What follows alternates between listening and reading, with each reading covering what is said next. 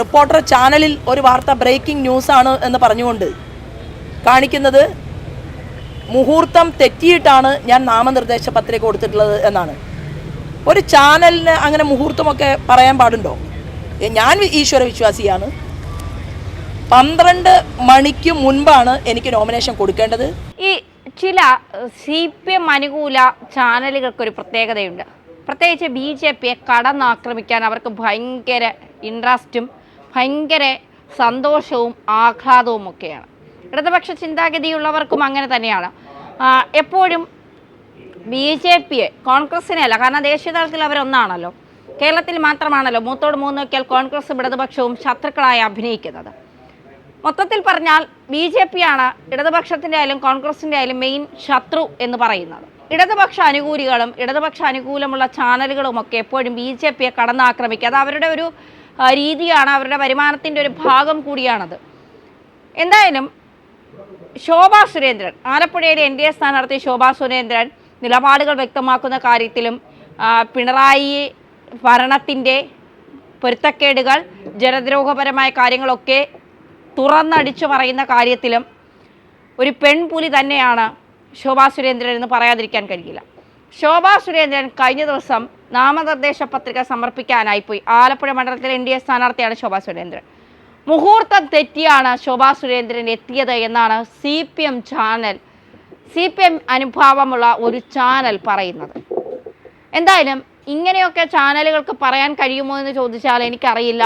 അതൊക്കെ ഓരോ സ്ഥാനാർത്ഥികളുടെ ഓരോ കാര്യങ്ങളാണ്. കാരണം CPMകാർക്ക് ദൈവവിശ്വാസമുണ്ടോ എന്ന് ചോദിച്ചാൽ അറിയില്ല. അവർ ശബരിമലയിൽ സ്ത്രീകളെ വരെ കയറ്റാൻ പ്രയത്നിച്ചവരാണ്. അവർക്ക് എത്രമാത്രം വിശ്വാസങ്ങളുണ്ട് എന്നുള്ളതൊന്നും ഇവിടെ ആർക്കും അറിയില്ല.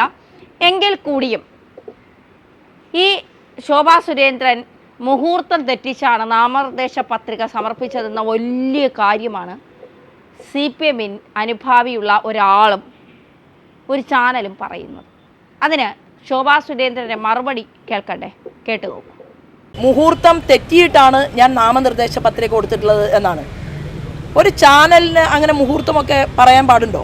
എനിക്ക് വളരെ വേദനയോട് കൂടിയിട്ട് പറയാനുള്ളത്, ഇപ്പോൾ റിപ്പോർട്ടർ ചാനലിൽ ഒരു വാർത്ത ബ്രേക്കിംഗ് ന്യൂസാണ് എന്ന് പറഞ്ഞുകൊണ്ട് കാണിക്കുന്നത് മുഹൂർത്തം തെറ്റിയിട്ടാണ് ഞാൻ നാമനിർദ്ദേശ പത്രിക കൊടുത്തിട്ടുള്ളത് എന്നാണ്.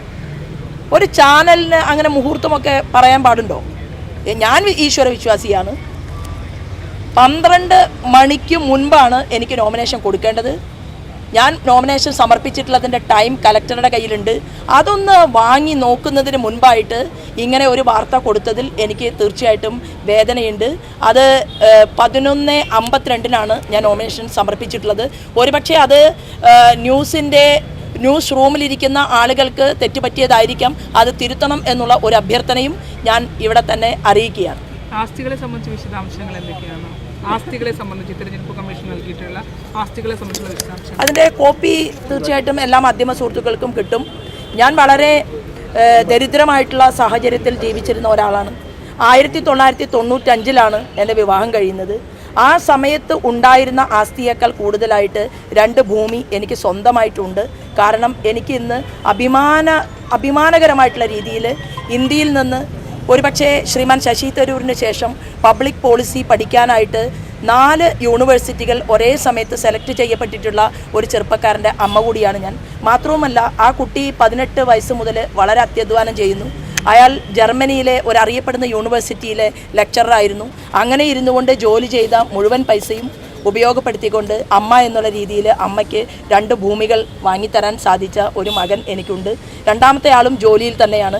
അയാളും പ്ലേസ്മെൻറ്റിലൂടെ തന്നെയാണ് നല്ല ഒരു ജോലി അദ്ദേഹത്തിന് കിട്ടിയിട്ടുള്ളത്.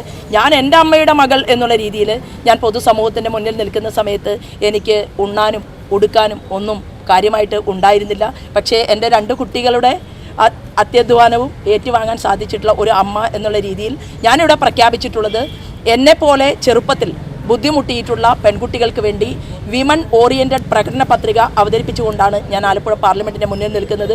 കാരണം അടച്ചുറപ്പില്ലാത്ത ഒരു വീട്ടിൽ കിടന്നുറങ്ങിയതിൻ്റെ ദുഃഖമറിയുന്ന ഒരു സ്ത്രീ എന്നുള്ള രീതിയിൽ എൻ്റെ ഒന്നാമത്തെ പ്രയോറിറ്റി ആലപ്പുഴയിൽ 3 വർഷം എനിക്ക് സമയം തരണം, വീടില്ലാത്തവർക്ക് മുഴുവൻ വീട് കൊടുക്കാൻ എന്നാണ് ഞാൻ പറഞ്ഞിട്ടുള്ളത്.